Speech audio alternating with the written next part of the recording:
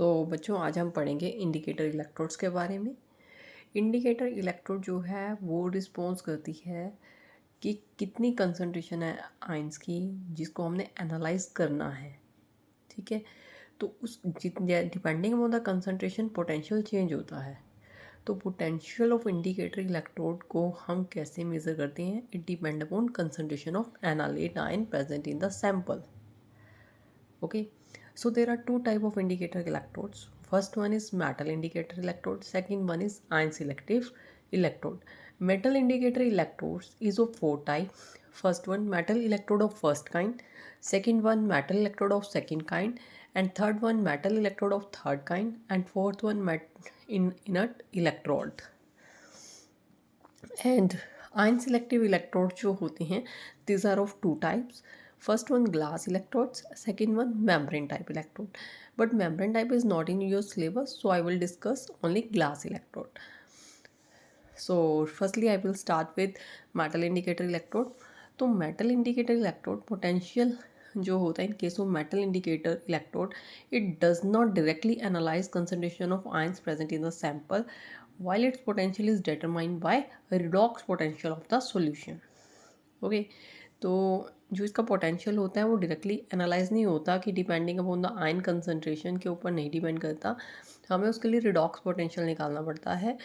Then we can analyse concentration of ions present in a given sample. So electrode of first kind क्या होती है? जब same electrode having electrolyte solution में अगर same common ion है, जैसे zinc electrode is dipped in zinc sulphate solution, copper electrode dipped in a copper sulphate solution, this is the electrode of first kind, मतलब having common ion with electrolyte. So I am taking the example of when copper electrode is immersed in a solution containing copper ion, then potential is given by, suppose copper electrode serve as a cathode, to it undergo reduction, it form copper. So electrode potential is given by E is equal to E naught, that is standard electrode potential. This is a potential of indicator electrode minus 0.0591 divided by 2 log of 1 divided by concentration of copper ions present in the sample. So E is equal to E naught. अगर हमने यहाँ से copper को ऊपर लेके गए तो minus का पॉजिटिव साइन हो जाएगा, and there are 2 electrons involve in the reaction, so it is an के बजाय हमने यहाँ पर 2 मार्क किया है. तो E is equal to E naught plus 0.0591 divided by 2 log of copper ion.